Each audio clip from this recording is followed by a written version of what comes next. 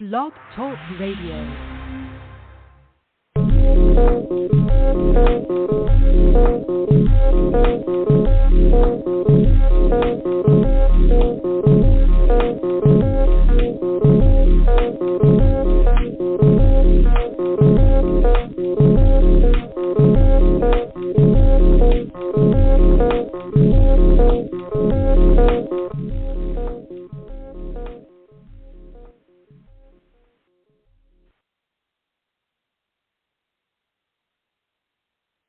Coming to you from the Blog Talk Radio studio in the heart of Hudson County, folks. You know, it's right here in Union City, New Jersey.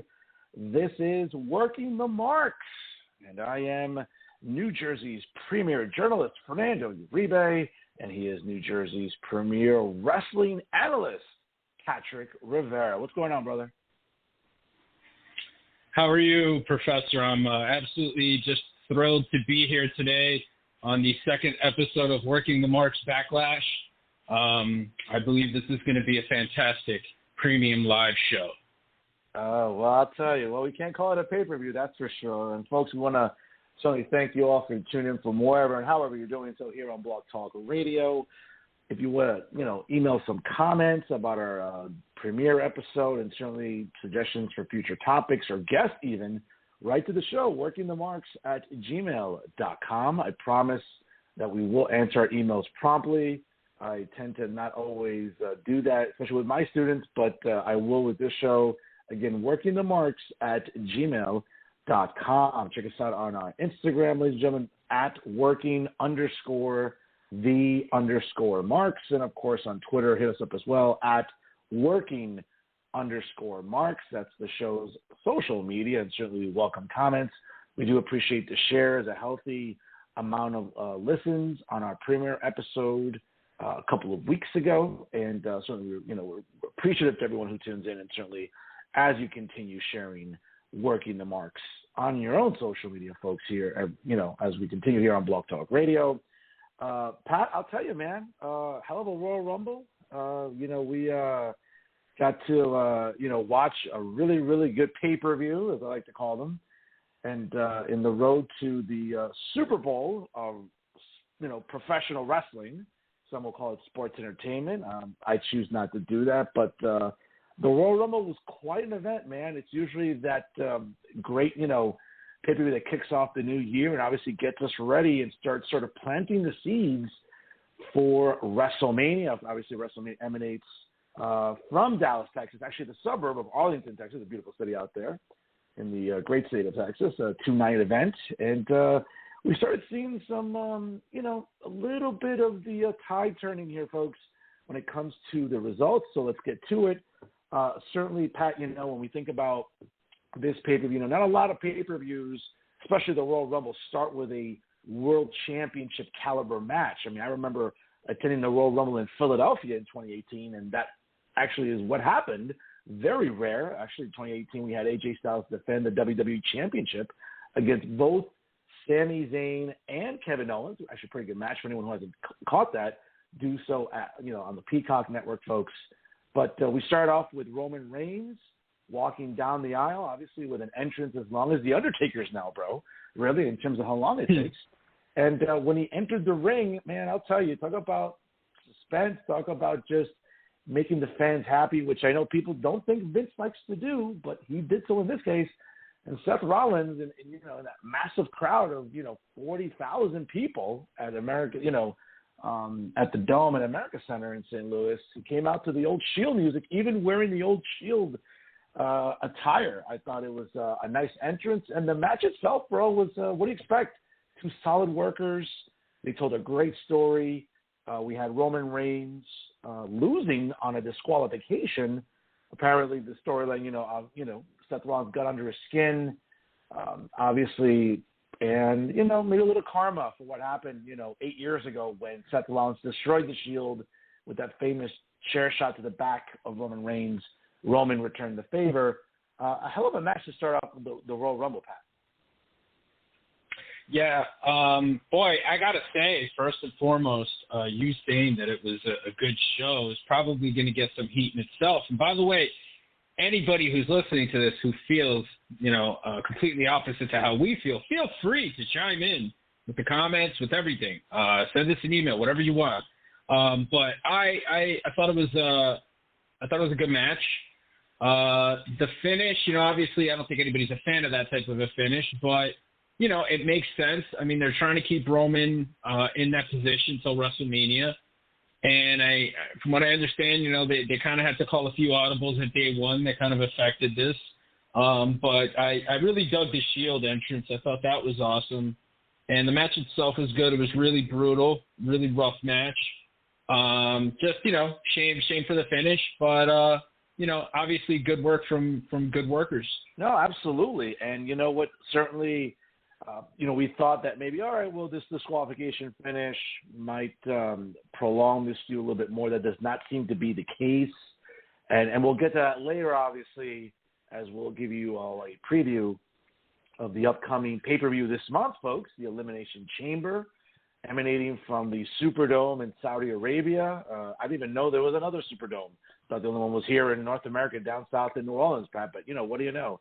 It's like Superman and Supergirl and Superboy, Superdome. Yeah. There's many of them. There's a whole family of Superdomes. Hey, and when you got that oil money, you can build as many domes as you want, apparently, there in that part of the world. But we'll get to that in a little bit. But certainly a great way to kick off the Royal Rumble as we, progress through the event itself. I mean, not any particular order, but the mixed tag match I thought was well done. I thought it was well produced. I wasn't happy, Pat. I'm a big Miz and Maurice fan. I was rooting for them. I was hoping they would have gone over, but a solid match between them against Edge and his wife, Beth Phoenix. A lot of hot tags throughout. I think they all told a great story. When we think about who's probably the least of the workers in that four, probably Maurice to some extent. Yeah, but not by Maurice. much, obviously. Absolutely. Yeah, not by much, Mm-hmm. but I thought it was a good story. I'm hoping this is not the end of the feud per se, because I think there's still a little life in this. I think Miz and Maurice can still probably do something. Again, to drag this to WrestleMania, I'd be asking a lot. But maybe, another match down the line, maybe an Elimination Chamber, who knows? I thought it was a solid match. Not the result I wanted, but what else is new? I got to say, for a mixed tag match and for that type of mixed tag match, I thought it was very well produced. I thought the psychology of the match was really solid, and I thought everybody, pulled their part. Obviously, it's not going to be a show stealer, but it's definitely a good match to have on the card. And a lot of nice little nods, nice little references to their careers. And, as a parent myself, I'm sure it must have been really cool for Edge and Beth Phoenix to have their kids in the front row. And I'm sure the Miz and Maurice had their kids there as well. But, good for what it was. Obviously, not anything that, I think people are going to really be going crazy over, but a very well-produced match by four professionals. No, I agree. Definitely, it was entertaining. Certainly, knowing that their families were at ringside, I'm sure that added a little bit of pressure to all four of them, right? They wanted to put on a good show, not just for them, but obviously for all the 40,000 plus that were there in St. Louis that night. Moving on to the Raw Women's Championship, Becky Lynch defeated Doudrop. It's what we expected. We knew that Becky, even though she's the heel, was going to be sort of at a stark disadvantage here. Doudrop, obviously a little bit of the bigger competitor, outweighs her. Certainly Becky, the more seasoned worker, without question. Doudrop's a good worker as well, not just some, big girl they're throwing out there for giggles, as they say. But I thought it was a solid match. I think, it served its purpose for what this event was. Obviously, as we're leading to WrestleMania, we know in the direction that Becky is headed towards. I think this was sort of one of those, matches you have to have getting to Texas in April. But I thought overall not a bad match. Yes, Doudrop lost, but I don't think it really killed the momentum. I think she's still seen as a solid woman in the Raw Women's division. Yeah, absolutely. I think she's a good competitor for the most part. She's somebody you could plug into any type of role that you need her to be in. And, as far as Becky goes, I mean, Becky's just amazing. She's incredibly talented. The biggest takeaway for me for that match was Becky's facial expressions, just her ability to be able to tell a story with her face. How they produced that match as well was also really good. And, obviously you knew Doudrop wasn't going to win, but it was a really good effort. And, I felt like, Becky came out looking better, looking craftier, a little bit more heat for her. And people can, now take Doudrop a little bit more seriously as a competitor. No, I'm with you on that. I mean, obviously, we're not going to be seeing Doudrop sort of, booked away into obscurity. She'll still be a relevant name in the Raw Women's division. Moving on to the males championship matches, Pat. Certainly, I think we kind of called it, when we did our first episode here for Working the Marks. But, hey, Brock Lesnar defending the WWE Championship that he had just won 4 weeks prior at Day 1, again, the pay-per-view to kick off 2022, defending against Bobby Lashley. And, it's everything we expected. It was two bulls going at it. And, again, good storytelling. You know that Lashley and Lesnar are good professionals. They're going to put on a solid match. I think to some extent you felt they were going to beat the absolute piss out of each other. You kind of saw that early on, right? Lashley was taking a lot of those, German suplexes, obviously. It was like a kaiju battle, It really was. And, at one point I felt bad for Lashley because I think he was not really falling the right way, and I was noticing, I was like, whoa, he's kind of falling on his shoulder, and that looks kind of painful. At first Lashley wasn't selling the German suplexes, and I was laughing, but by the same token, Lesnar was doing the same thing.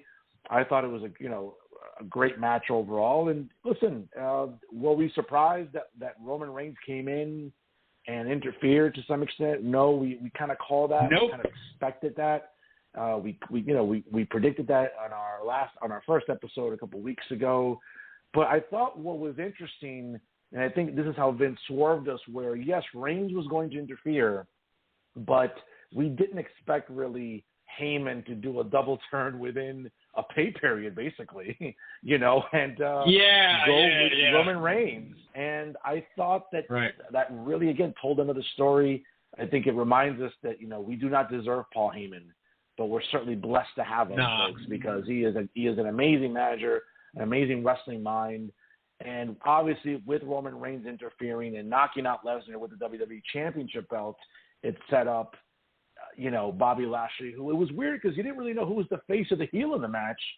But regardless, Lashley was getting a pop. He was getting a pop to the ring. He got a pop during the match. Bobby was working like a heel in the match. Yeah, absolutely. Yeah.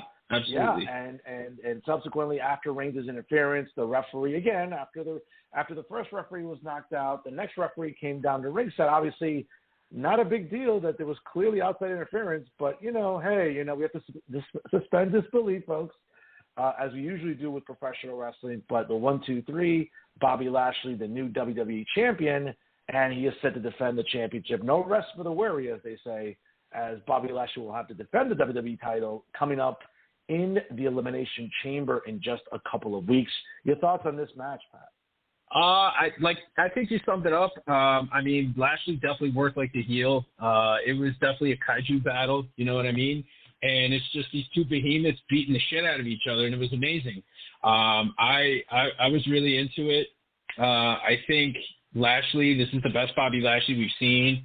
And Brock Lesnar, he kind of is just on cruise control, and as long as he hits those big spots and gives the fans what they want, they're going to cheer him, and he's going to be successful. No, absolutely. And, certainly with Lesnar losing in that fashion, we already, as fans, I know the first thing that came to my mind, I was like, oh, okay, well then, Lesnar's probably going to enter the Rumble, and we'll see where it goes from there. And we'll get to that in a moment, but obviously before the men's Rumble match, we saw the women's Rumble match. And some surprises, obviously early on, Sasha Banks start number 1, Melina, current NWA superstar, number 2. Kind of surprised. I thought Melina would last a little bit longer in this match, but she did not. As we went through the entries, I'm Mr. Impact. I was so happy, and the pop in St. Louis, folks, for Impact Women World Champion Mickie James, former WWE Women's Champion, and when Hardcore Country hit over the speakers, boy, I'll tell you, people might laugh at me, Mr. Impact, but that got a reaction. Hey, you say what you want, but that got a reaction in St. Louis because people knew exactly who Hardcore Country was. I was ecstatic to see her entrance. Obviously, some other surprises. To some extent, Michelle McCool, great worker in her time. Kelly, not the best worker. Some of these names, Pat, I think, it was good to see. I'm not a fan of the Bella Twins at all, but whatever. They serve their purpose. But, when I heard Brimo, I was like, okay, bathroom break. Went to bathroom. Then when I heard, Nikki's theme, let me go to the fridge. Let me get a beer. That was sort of my reaction to some of these entries. But obviously we all know that the entry that arguably got the biggest pop and surprise was former Raw Women's Champion Ronda Rousey. She was one of the late numbers in entries. And, hey, Ronda Rousey punches her ticket, winning the Royal Rumble, eliminating my pick, the SmackDown Women's Champion, Charlotte. Hey, kudos to Ronda coming back from maternity leave. She looks great. And I think, again, it sets up an interesting scenario for WrestleMania. Yeah, absolutely. I mean, the inclusion of Ronda Rousey immediately draws a lot more eyeballs than just about anybody that they have on that roster. She's a great athlete. It's good to have her back, especially if you're Vince, especially, if you want to, fill up that stadium down there in Texas. She's an important part of all of that. And what better way to guarantee that people will fill that place up than to have her go over in the Royal Rumble? I know a lot of people online, a lot of these mark rags, they like to cry, they like to complain and bellyache, and, the Rumble this, the Rumble that, I hate it, Monday Night Raw sucks, and SmackDown sucks, and WWE, but you still watch it. And guess what, folks? You can stop watching it at any time. All right? I am a diehard New York Yankees fan. I do not watch the Boston Red Sox. You know why? Because I don't like them. And the only time that I do watch them is when the Yankees are kicking their ass or when they're playing against each other, because sometimes those assholes get lucky and beat us. But the point is that I don't watch things that I don't like. So wrestling fans, if you don't like WWE, if you don't like AEW, if you don't like New Japan, if you don't like Impact, if you don't like AAA, if you don't like CMLL, if you don't like Defy, if you don't like Progress, if you don't like any of the wrestling companies that are out there, you don't have to watch them. But anyways, that's a whole other sidebar. No, good point. Yeah. But all in all, I thought the Women's Rumble was exactly what it needed to be. I thought all the girls, did their best. And, yeah, man, I thought it was well produced as well. I really did. Yeah, well done. Certainly, again, we've only had a handful of Women's Royal Rumbles, certainly going back to the first one in 2018. Again, I was privileged to be there, not privileged to be in the dump that is Philadelphia, Pennsylvania, but certainly privileged to be there for that revolutionary event, and certainly seen Asuka win back in 2018, and certainly now Ronda Rousey can add her name to the record books, as they say, as one of the exclusive winners of the Women's Royal Rumble. So definitely we'll see, who she decides on. A lot of the dirt sheets, a lot of the so-called wrestling journalists are alleging that Ronda will select Charlotte Flair for her opponent at WrestleMania. Makes a little sense, a little unfinished business there from WrestleMania 35 here at MetLife Stadium in New Jersey when she lost in the triple threat match to Charlotte and, she lost it to Becky Lynch. But should be interesting. I know the dirt sheets are saying that Vince wants to save Ronda Rousey against Becky for next year's WrestleMania in SoFi Stadium out there in Inglewood, just outside of Los Angeles coming up. Mm-hmm. But it seems like all indications point to Ronda selecting Charlotte. So that should be a good match. I think that, Charlotte's, again, one of the best workers on my Mount Rushmore of women's wrestlers. And I think they should have a good match. Again, whatever inefficiencies Ronda may still have, whether it's ring rust or just not being that worker, I think that Charlotte will help camouflage it a little bit. And we'll preview Mania in the coming weeks, folks. We'll see if our predictions come true. But, definitely one to watch out for in terms of what that women's title match will mean. Obviously, folks, the Men's Royal Rumble, not too many surprises there. I think a lot more surprise entries in the women's Royal Rumble than there were in the men's. Again, going back to the Universal Championship match, once Lesnar lost in the fashion that he did, he kind of, thought to yourself, hey, well, let's not be surprised if Lesnar enters the Rumble because, hey, does he still want a piece of Roman Reigns? Is that the storyline? Has Vince given up on that? Absolutely not. And, again, some good spots throughout the event, early on, Austin Theory, a guy who I thought was going to be in the Final Four, was not. Certainly people like Riddle, whose stock continues to go up exponentially, especially in the eyes of Vince. He checks off a lot of boxes, as I said before. A UFC star that's transitioned to pro wrestling, a guy who's personable, a guy who just, relates to people and can sell merch and has sort of a goofy gimmick that, again, some people relate to and they enjoy that. Those things about comedy and pro wrestling. Well, you know what? Riddle fulfills that for that part of the audience. So, good to see him there at the end. Some heat, though, Patrick, according to some insiders. And again, we have to take this with a grain of salt because, wrestling journalists sometimes tend to be as accurate as CNN or MSNBC. Shane McMahon. Or Fox News? Perhaps, maybe. And Shane McMahon, one of the later entries into the Rumble match. Certainly, we didn't expect him to be there at the end. But he, along with a few others, obviously lasted pretty long. And, of course, Lesnar being number 30, I would have thought that maybe someone else came in. He would have, taken him out, maybe, hurt them in the back, and then Lesnar comes out. But that wasn't the case, Once number 30 hit and the buzzer went off, you heard, here comes the pain. And, well, that got a pop out of everybody in St. Louis. Yeah, I mean, I'm with you on that. I think, all right, so there's a lot of layers here real quick to peel, but the Matt Riddle thing I heard was proven not to be true. That was actually made up.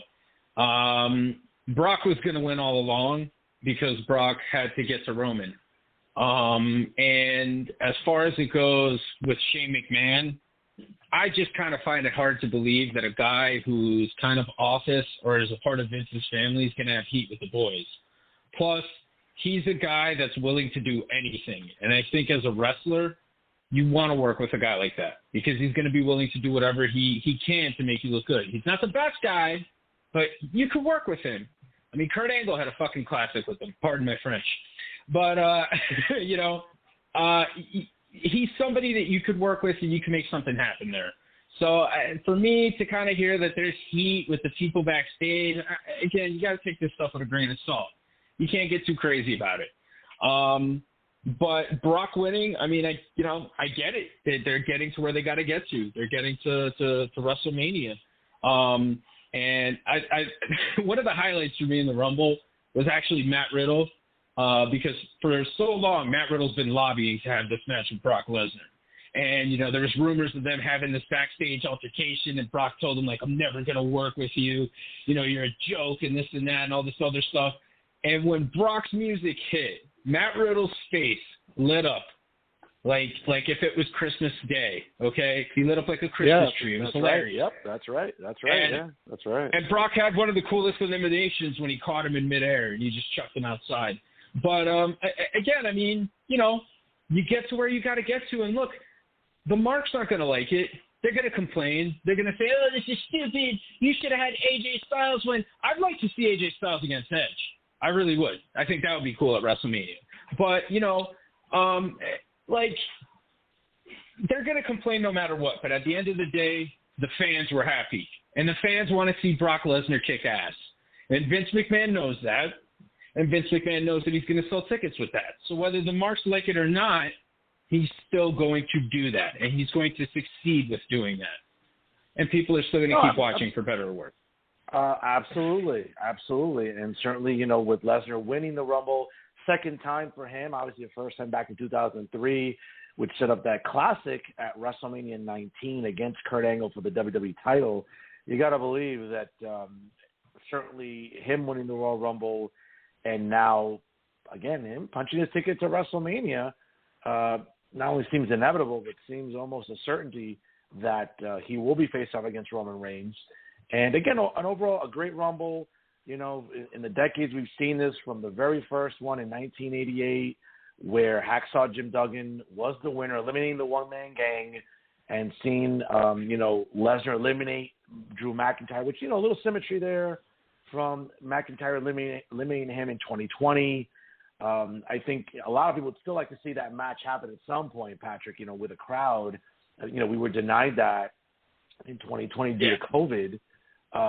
Listen, maybe down the road, I think it'd be a great match to have in front of a live crowd for sure, but we'll see. But again, Brock Lesnar wins the Royal Rumble, sets up the road to WrestleMania, and again, he is going to be in the next pay-per-view inside the Elimination Chamber to challenge Bobby Lashley, and there's some significance as to why this match could be integral into the main event itself of WrestleMania 38. But we'll get to that in a minute, but folks, certainly, the main event here this week, and what we really want to break down, I know a lot of you out there, once you see the title of tonight's episode, you're going to mark out, again, excuse the pun, but, Patrick and I are going to, we're going to have class here today, ladies and gentlemen. The professor and me, I think, is going to come out right now, but let's have class here, okay? Let's dissect, ladies and gentlemen, what's wrong with the WWE in terms of, whether it's storylines, presentation, whatever. We're going to tell you today what's wrong with the WWE and what's wrong. I know, God forbid, some of the marks might have a meltdown when they hear this, but what's wrong with All Elite Wrestling? So we'll do each individually. Let's start off, Patrick, with, again, in my mind, when I think about what's wrong with WWE, I mean, listen, Vince McMahon has been doing this for over 40 years.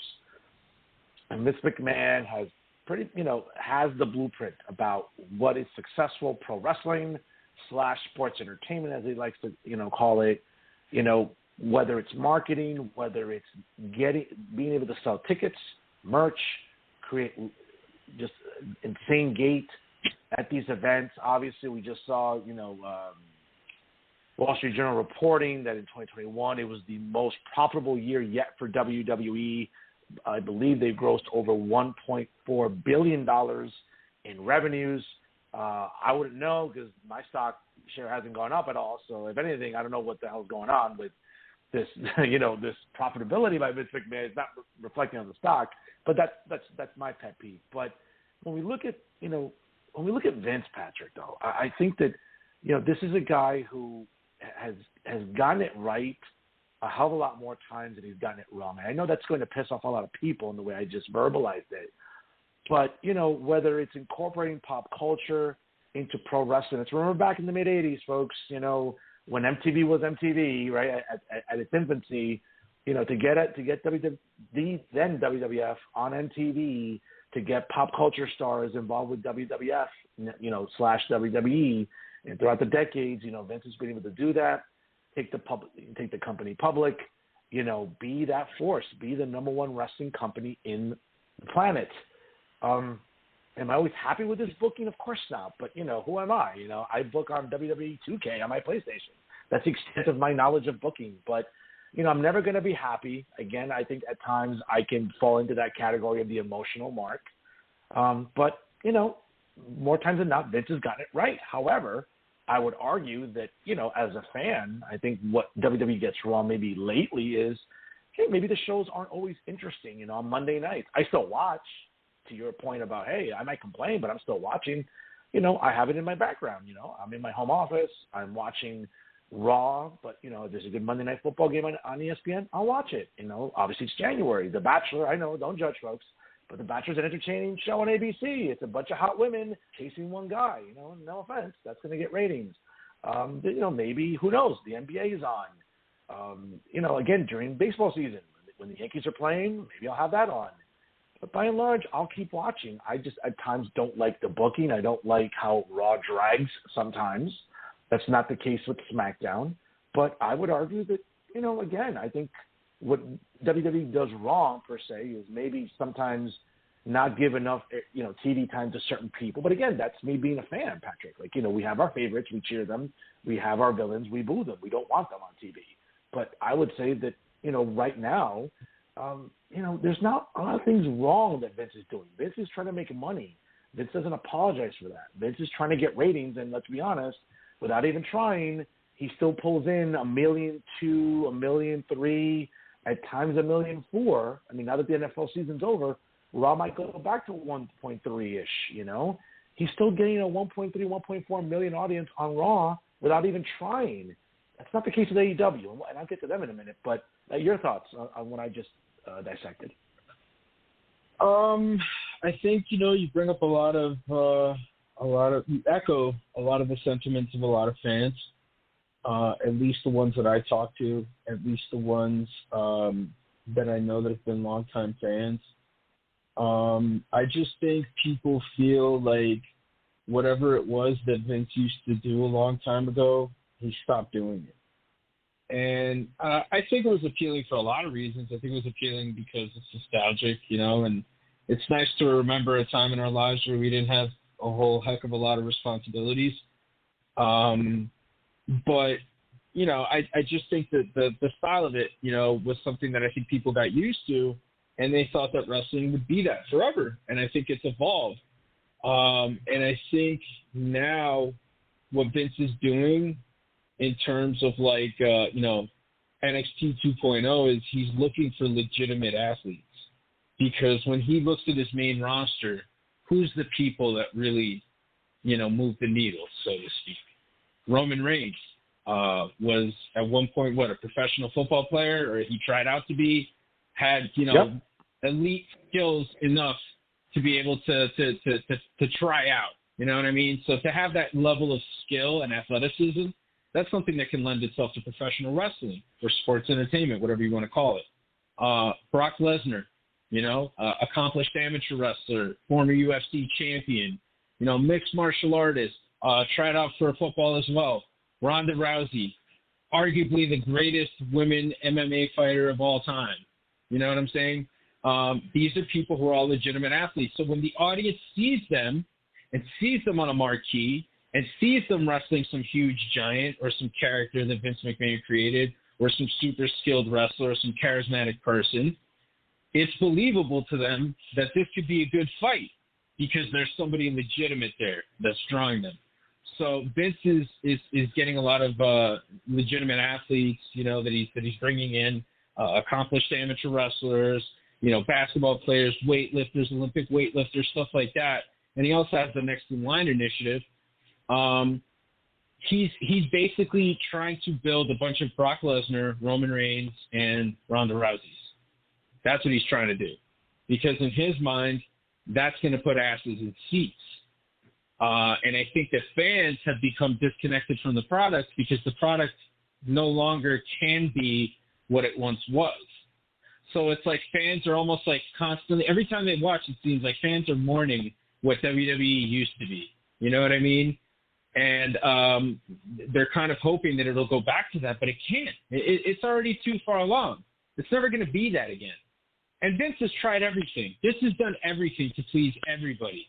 Okay? He made NXT, which was basically like the Indies, you know, which was basically like the same type of vibe as ECW and stuff like that. And the fans liked it, but not enough. You know what I'm saying? Not enough. And you know, he's done everything that he can to turn a profit. And now he's just basically looking at it as long-term. Like, how can this continue to be something 20, 30 years from now when I'm either dead or I'm fucking Palpatine to a wall? You know what I'm saying? How's it going to become like that? And this is the way I think he's doing it. No, Pat, listen, good points there. And I'm with you. I think Vince is going to be like Emperor Palpatine from the Star Wars franchise. I think he'll be hooked up to a machine when he's 180 years old. I think he'll be one of those, you know, self-sustaining people for some reason. I can't imagine Vince McMahon, you know, the Walter Mercado-looking guy now with you know, with the suits and the sort of the makeup and everything. But listen, Pat, you're right about that. I think that. And I just wanted to piggyback on something you just said, that, you know, we're not going to go back to the time whether it was either the dawn of the Attitude. And I know a lot of people look back at the Attitude Era with some fondness. It's the nostalgia that gets us always animated about, you know, WWE. But, you know, that's not what Vince is about. I think, you know, and we're seeing that, right? We're seeing what he and Nick Khan, arguably the most powerful Khan in professional wrestling. I know that's going to piss off some marks listening here, but it's the truth. I think that he, along with Nicholas, have a vision of what they want NXT 2.0 to be. And this is the thing, too. I think that a lot of people online take to Instagram and Twitter and they complain about, they don't like what NXT's become. We don't know anybody. Look at all these new faces. This isn't really getting over. Understand something, folks, that, 10 years ago when, we watched NXT, and remember, this was before the network, right? NXT was basically a YouTube show, okay? It wasn't even on USA Network yet, okay? Let's look back 10 years ago to who was on NXT, right? Well, Big E Langston, Seth Rollins, right? Dean Ambrose and Roman Reigns, to, Charlotte, very young Charlotte, very young, Sasha and Becky. And, again, as we went through 2012, Bailey. 2013, 2014, Bailey, 2015, okay, well, guess what?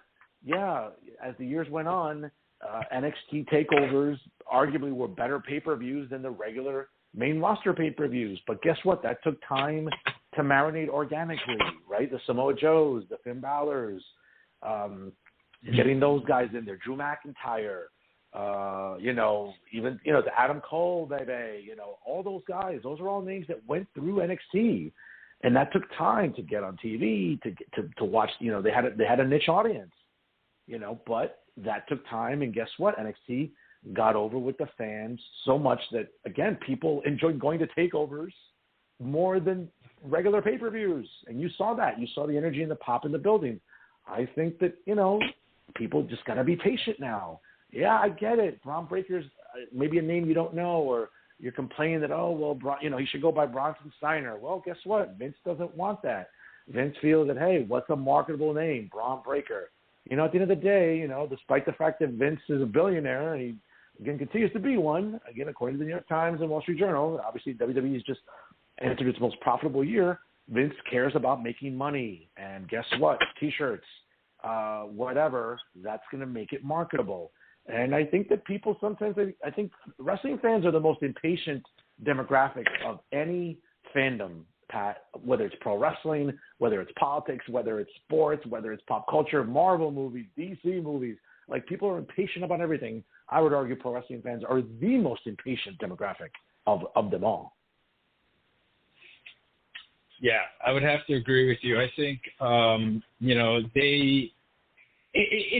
what, though? It's not even so much that, because they could go on the flip side of the coin and let things marinate in AEW that are completely piss poor, that make no sense in terms of pro wrestling storytelling, that make no sense in terms of psychology.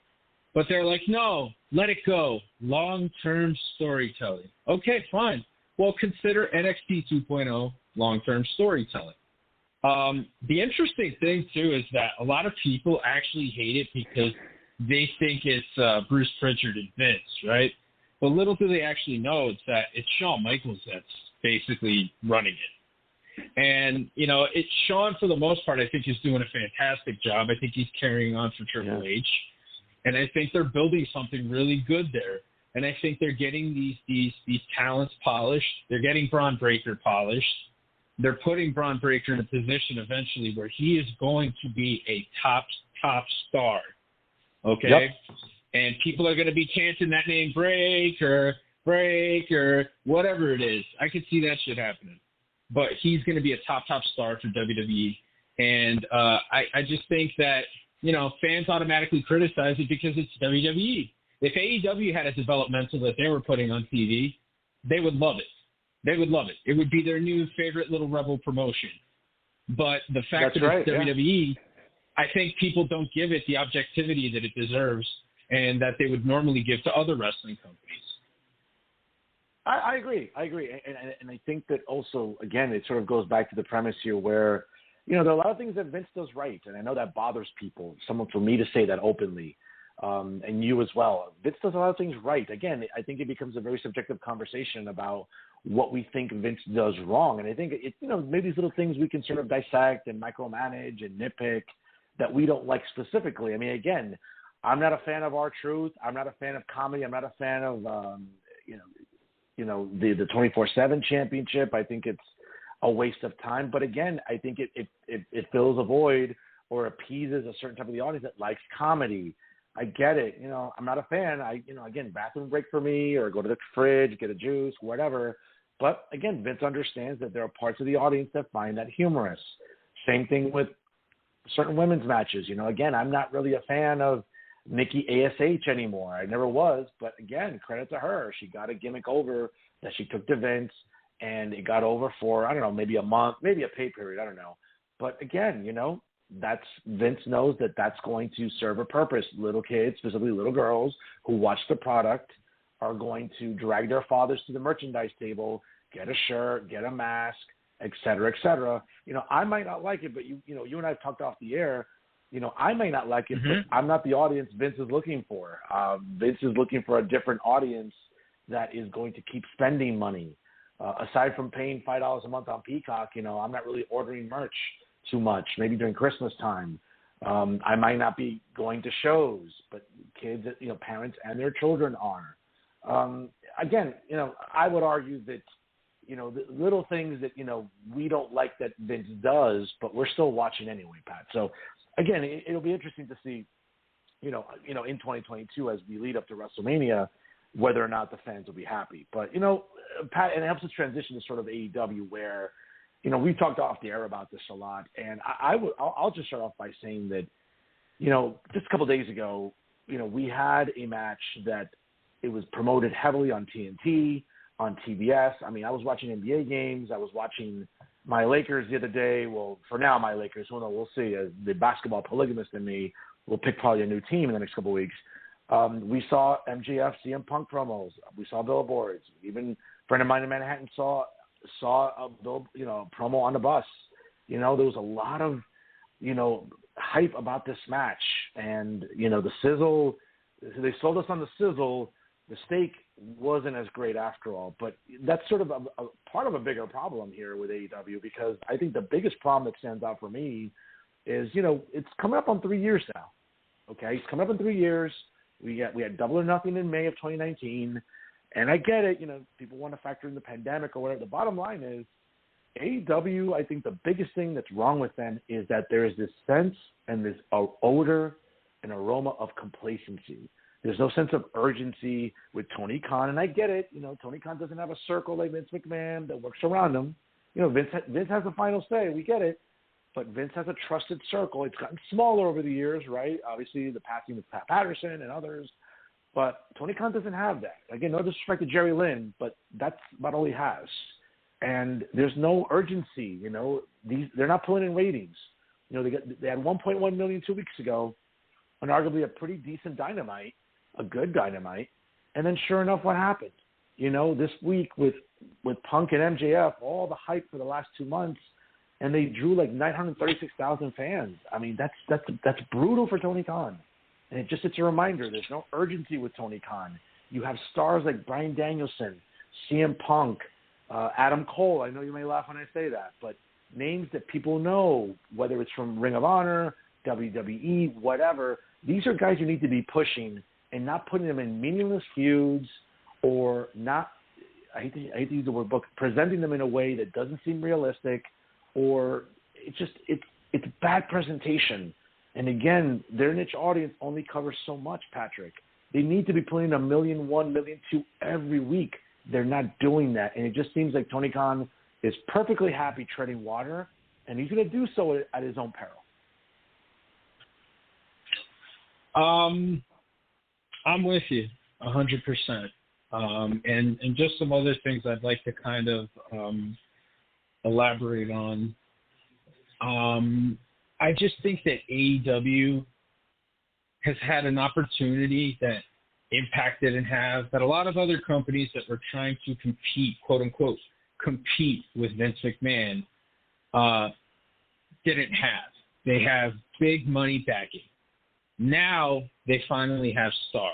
Before, it was kind of rough. The biggest star was Jericho. Then they got Moxley. And then they worked their way up. Kenny Omega is a fantastic professional wrestler. Kenny Omega is good at what Kenny Omega does. He's great, one of the best in the world. But Kenny Omega is not a guy that's going to draw people. Not like the way Chris Jericho would. not like the way that Dean Ambrose would. John Moxley would. I just think that AEW had a golden opportunity because Vince right now isn't really putting out his best stuff. It's still there. I think a lot of it has to do with the name value, as well as the fact that, like, they know how to bring people in. They know how to casually bring people in, and they know when. And there's a seasonal rotation when they bring people in, WrestleMania and whatnot. But AEW is just kind of just like, no, we're not going to do this really hot thing to grow our audience. We're not going to expand outside of the diehards that are going to tune in no matter what. We're not going to do that. We're not going to just go for the casuals. Like, we're gonna just do stuff that satisfies the marks. That's it. You know what I mean? And you have to go outside of that. You have to grow your TV audience. If you're not growing your TV audience and you're a nationally syndicated program, what are you doing? What are you really, really doing? You know what I mean? They moved it to TBS, which is a network that gets to more people.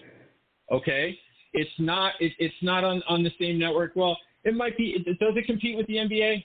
Or no, right? Because they moved it to TBS or something. I don't know. Listen, there are a couple of nights where maybe there's a good NBA game on a Wednesday on TNT, and people do tune into that. I mean, again, it's February, Regardless, again, the NBA season going along. Regardless, though, they should still be able to pull people on the strength of the stars that they have. The problem is that they're not doing hot shit.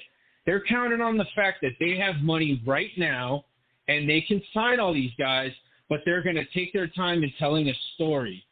And that's gonna somehow draw like millions of people every week to watch the program. The problem is that the casual audience and the people that they should be pulling in, they don't really know about wrestling. They didn't grow up watching that shit. This is a UFC generation now, these kids. Wrestling is kind of like an antiquated thing, but I just think AEW really needs to put their foot on the pedal. And I think like now with this MJF and CM Punk thing, MJF should bring in Samoa Joe. He should bring in Samoa Joe as his enforcer, have Wardlow turn, go with CM Punk, Wardlow and CM Punk against Samoa Joe and MJF. That's interesting. And that's a guy that people are going to know, and that's going to be two other matches that you're going to generate from that down the line before you even get to the pay-per-view where you do a rematch. And the thing is, they're not doing that. Just not. No, Pat, Pat, I'm with you, and I'm with you. I'll let you finish. I'm sorry, I'll let you finish your thought real quick. But you're right. I think, it goes back to the point of no urgency. And what Vince has done well for 40 years is, whether you like it or not, when you start incorporating pop culture components into the product, people are going to watch. Again, back to the mid '80s, the Rock and Wrestling connection. When you got MTV on board, right? It got more eyes on the product. Same thing through the 90s during the Attitude Era, right? I mean, you got, guest hosts, people coming into Royal Rumbles or pay-per-views. You had the celebrities. I mean, that's just something that Tony Khan isn't milking or maximizing. And again, it's not enough to just bring out people from TBS. I get it. No disrespect to Rosario Dawson. She's an accomplished actress. I like her, but she doesn't move the needle. Jack. Whatever, judge on the Go Big Show on TBS. Again, that doesn't do enough. You have to start getting more mainstream. They had Shaquille O'Neal, NBA Hall of Famer on, but that was kind of a quick month or two. You need to bring in more mainstream people to get eyes on the product. I'm not saying, listen, ESPN has their contract with WWE. You're only going to see WWE stars on ESPN. But you know what? Go to Fox Sports. Try to acclimate yourselves to them. Same thing with other channels. Try to get more eyes on the product. It just seems like Tony Khan, again, is complacent. He just thinks that, our audience is fine. We can let this marinate organically. No, you don't have time for that, okay? You said it perfectly. The advantage he has is he has money. I'm Mr. Impact, but, as we approach the 20-year anniversary of Impact Wrestling, guess what? Yeah, they've gotten some mainstream people once in a blue moon, but it wasn't enough to get, a consistent million-plus rating every week. That's, I think, where Tony Khan continues to drop the ball. And unfortunately, nobody in the company will say that to Tony Khan. And again, it does him a disservice. Yeah, I agree, man. I just think that, Tony Khan has he has an opportunity to really do something that nobody's really done since WCW. And I just think that for whatever reason, he's just being incredibly complacent, and he's kind of just like, oh, no, we'll make him wait for it. No, it's not going to work that way. You have these people now. What's to say, and I hope this doesn't happen, but what's to say if CM Punk gets hurt and he's done, and it's a career-ending knee injury type of deal or something? Then what? What are you left with? You didn't grow your brand. You didn't do anything. You know, it was a waste. It was a waste. People didn't wait 7 years to see him wrestle a bunch of kids. And no offense to them, they're talented guys, but in the eyes of the fans, CM Punk's the top card guy. He should be competing against Kenny Omega. He should be doing stuff like that. But that's all on the ratings thing. That's another thing, too. I think the ratings thing needs to go. It needs to go. It's ridiculous. These people that rack up, like, 1,000 wins on elevated whatever. What's it called? Dark Elevation or Dark. Or Dark. Dark up and or Dark. Whatever. It sounds like prequel movies to the Chronicles of Riddick. I don't know. But that kind of thing, like, they need to get rid of that. Because when people come in from other companies or when superstars come in, you have to put them in positions where they're at the top of the card and they're pulling the most eyes that they can. Bryan Danielson, CM Punk, those are two guys that should be at the top of the card. They should be the ones that are pulling in the fans. They should be in the big programs. But I don't know. I really do hope, for the sake of AEW, for the sake of Tony Khan, I hope that he proves everybody wrong. I really, really do. I sincerely do, even though I'm not a fan of AEW. I hope that he does. Because it would mean that wrestling succeeds and it continues to grow. I'm with you. You said it perfectly. I'm with you. I want competition. I want some alternatives. I want the wrestling business to keep thriving. And like you said it perfectly. Khan has the advantage where he can be, sort of that not direct competition to Vince McMahon, but be that thorn in the side like WCW was to Vince, for so many years. And he can do that, but Tony Khan, again, I think has to look in the mirror, have a come to Jesus moment, as they say, and maybe figure out, hey, I need to pick up the pace here. I need to make this product a lot, not necessarily edgier, but a lot more mainstream if it's to survive in the long term. And again, have the longevity that we want out of a company. Say what you want about Impact. They're celebrating 20 years. They've survived for a reason, right? Whether it's good booking, whether they've been judicious with their signings, with their money, whatever. They're not on the most watched channel, Access TV, but, they continue to be relevant to some extent. So we'll see what happens, obviously, in the next few weeks. Fernando, real quick point here, real quick sidebar. Take the Royal Rumble, for example. For as much as everybody criticized it and talked smack about it, right? It had Bad Bunny, who has 1 billion followers worldwide on Instagram, has 1 billion streams on like Spotify or YouTube Music or Apple Music, iTunes, whatever you want to call it. This guy, he's globally known, okay? And Johnny Knoxville, who has a movie that's coming out. Everybody laughed at that. More people saw that Royal Rumble and are talking about that Royal Rumble than anything AEW did. So AEW needs to use the money that they have, and they need to bring in athletes. They need to bring in actors. They need to bring in people that are cool, and they need to make them fans of AEW, and they need to create new fans of AEW. That's right. That's right. And that's something that, again, whether you like it or not, Vince has been doing exceptionally well for almost half a century, obviously going back to the times of his father as well. Pat, we're going to wrap up soon here, but again, the Royal Rumble is behind us. The next road to WrestleMania, again, the stop is in Saudi Arabia at the Jeddah Superdome. Certainly, this building looks ridiculous when you look at it on its Instagram. It's an amazing facility. The Elimination Chamber comes on Peacock on February the 19th. By the way, a great day of wrestling because we got the Elimination Chamber at 12 noon on Peacock, and then later at night we have Impact Wrestling, and you know what?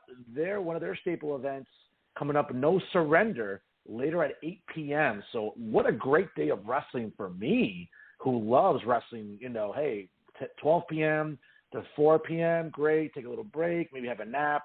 have my dinner, and then I get to watch No Surrender. But before we get to No Surrender real quick, the Elimination Chamber obviously comes to us from Saudi Arabia. The main event is set. Brock Lesnar wanted a rematch this past Monday on Raw against Bobby Lashley after losing in the way that he did at the Royal Rumble. Lashley and his manager MVP said they will not give him a rematch on Raw. WWE official Adam, what's his name, Levine? I'm sorry, that's the Maroon 5 guy. Adam Pearce declared that the Elimination Chamber. Adam Pearce. That's right. And the Elimination Chamber will have 6 guys. Obviously one of them will be Bobby Lashley defending the WWE title. Certainly Lesnar has been put into the match. We had qualifying matches on Monday. We ended up having now Seth Rollins, who did not have to qualify, actually was already put in the match. Matt Riddle was put into the match. AJ Styles, Austin Theory. I think it's going to be a solid 6-pack challenge, as they say, for the WWE Championship inside the chamber. I mean, again, we're sort of just, and this is where people say, no, maybe Vince is being a little too predictable here. It seems like the rumors are circulating that Vince wants title for title in Dallas between Roman Reigns. Obviously, Brock Lesnar would appear he's going to win this match and set up that potential title for title showdown for WrestleMania 38. Pretty interesting dynamics here in this Rumble match. I mean, you like to think that Lashley isn't just some transitional champion, but from what it looks like, that might be the case. I mean, look, here's the thing. There's so many rumors out there that it's kind of hard to believe any of them. But if they're going to do title versus title, I guess that would be the way to do it. They had a chance before to kind of end the Bobby Lashley, Brock Lesnar thing, or, Brock with the WWE title thing at Royal Rumble. They could have ended it right there with the way the match finished. So obviously I think they're doing this so they can gear towards a unification bout. But all in all, I think it'll be a fun match. You look at the people that are in it. I think it's really cool. We're gonna see Brock Lesnar and Matt Riddle. I kind of hope they start it. I think that would be awesome. And obviously Austin Theory, AJ Styles, Bobby Lashley, Seth Rollins. It's gonna be a good match. People could call this show a glorified house show, whatever they want. They're shipping the gimmick all the way out to the desert. If they're shipping the gimmick out to the desert, you better show up when you're in the gimmick. You know what I mean?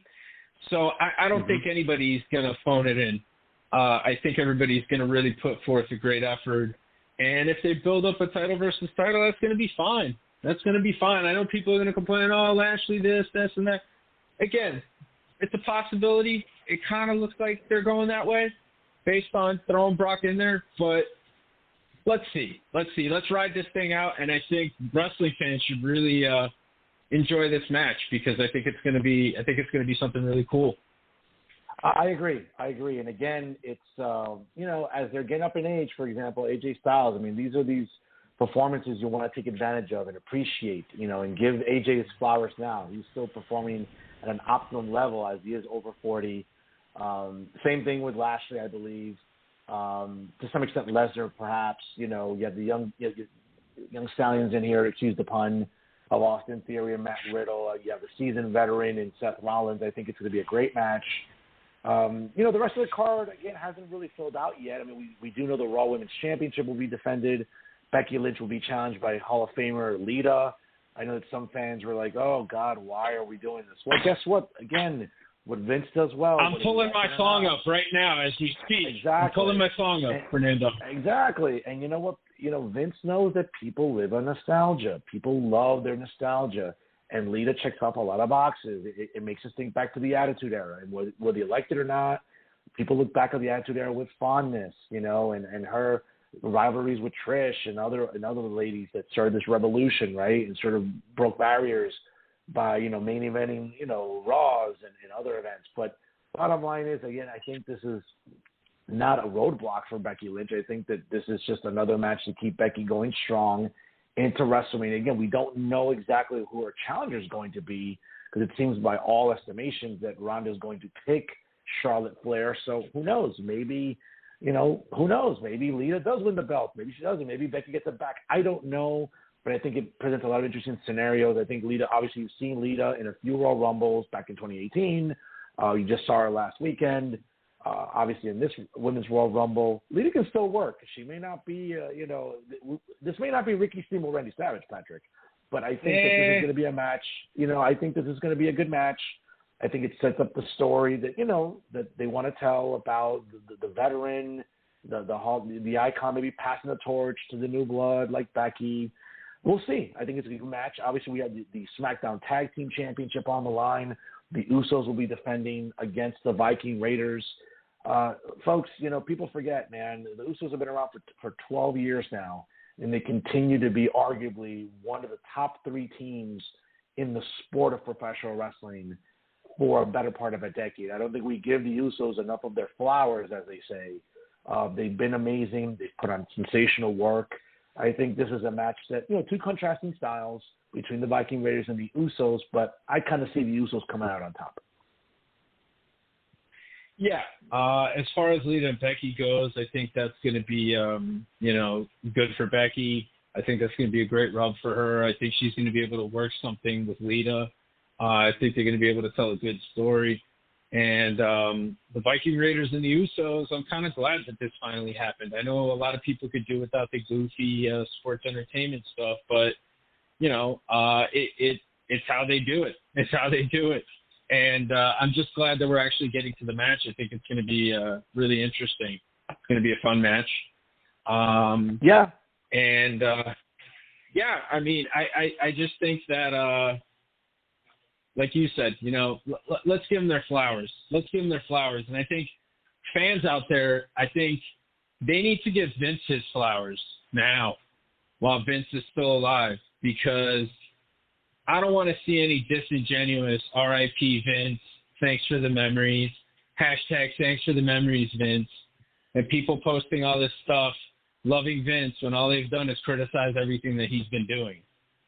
So, yeah, you're free to criticize it. You're free to talk about it, but give Vince his flowers, because most of the stuff that you own are Vince McMahon properties, okay? Yep. Most of the stuff you have on your walls, most of the stuff you wear, most of the stuff you still play with, because there's some people out there right now, yeah, I know who you are. You're listening. I know you still play with toys, all right? And all those toys, all that stuff, that comes from Vince McMahon. So give Vince McMahon his flowers now before we start with the disingenuous hashtags. Yeah, absolutely. Absolutely. And again, we'll see how the rest of the card rounds out. As you say, they're flying everything out to Saudi Arabia. So whether you want to call it a glorified house show, it is the Elimination Chamber, though, folks, emanating from Saudi Arabia on Saturday, February the 19th at 12 p.m. But later in the evening, Patrick, Impact Wrestling, No Surrender. Hey, a hell of a contest coming up here from the Alario Center in downtown New Orleans, man. I'll tell you, I'm pumped up for this one. Main event, Moose defending the Impact World Heavyweight Championship. We get W. Morrissey, obviously former, Big Kaz under his WWE days. I think it'll be a knockdown drag-out between these 2 behemoths. We also have, obviously, Mickie James defending the Impact World Championship, Women's World Championship. And during that evening, I think it's going to be amazing to see it as she defends it against Tasha Steelz.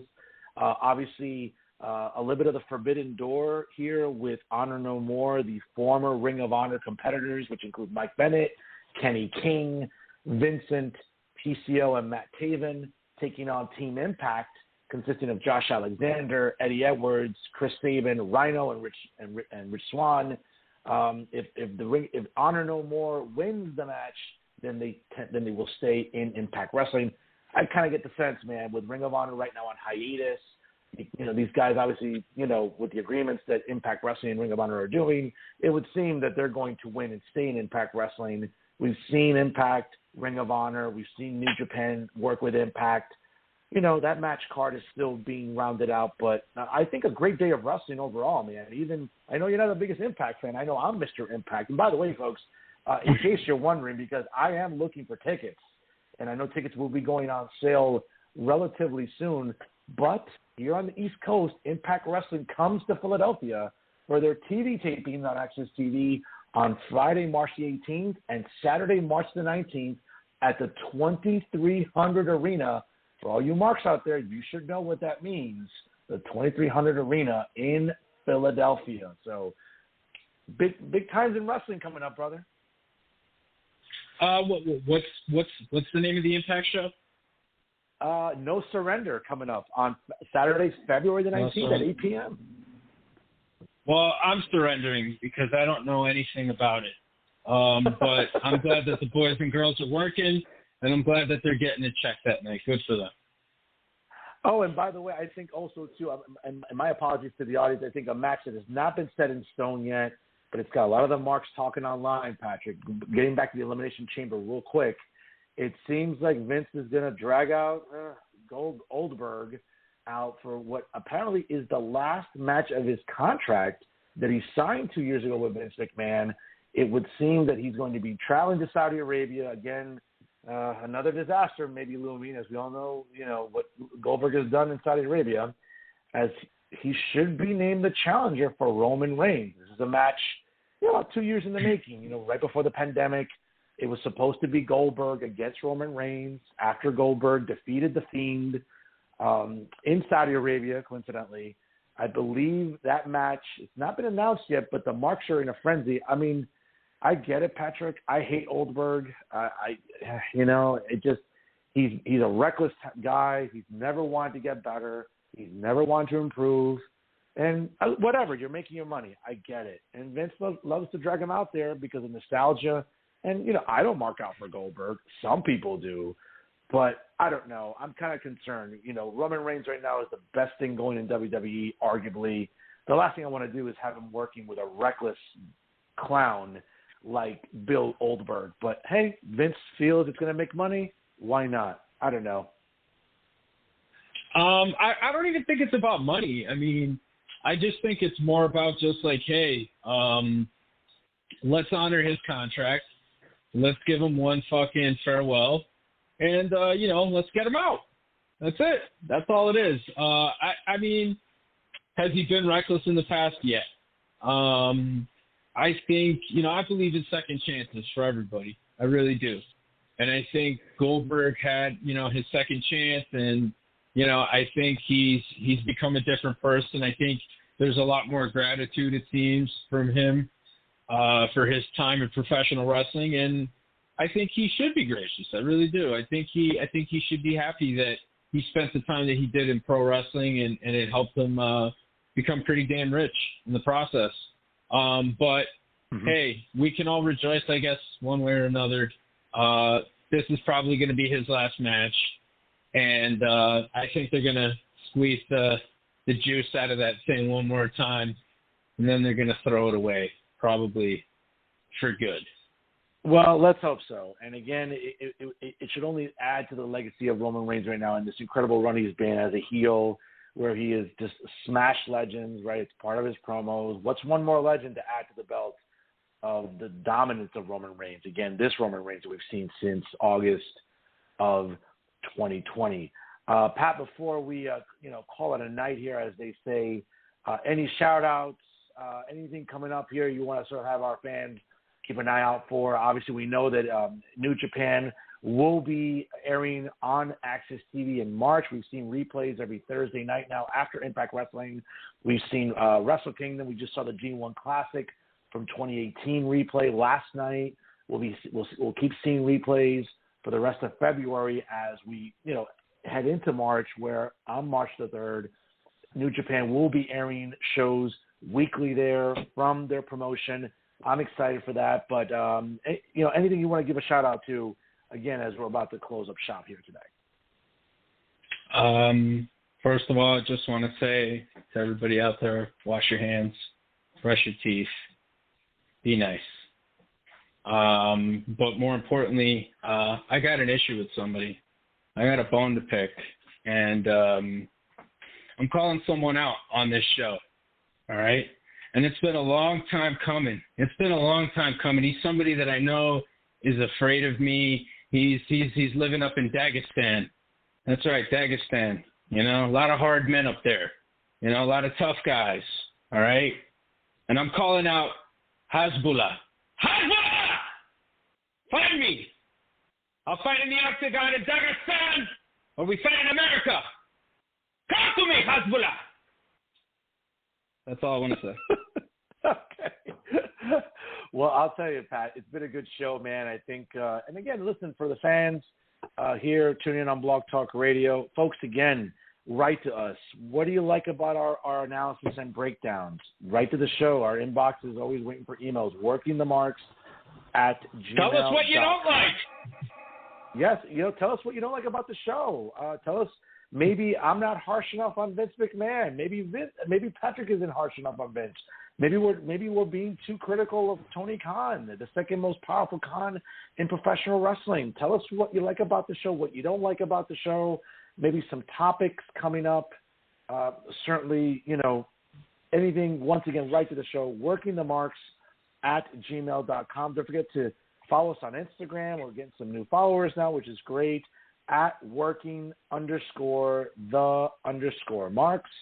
And also, ladies and gentlemen, hit us up on Twitter with any thoughts about the show @working_marks. And of course, you can hear this episode, of course, our premiere episode, which did nice, in terms of listenership and people and the feedback we got for it. Again, you can check out episodes at www.blogtalkradio.com/workingthemarks, all one word.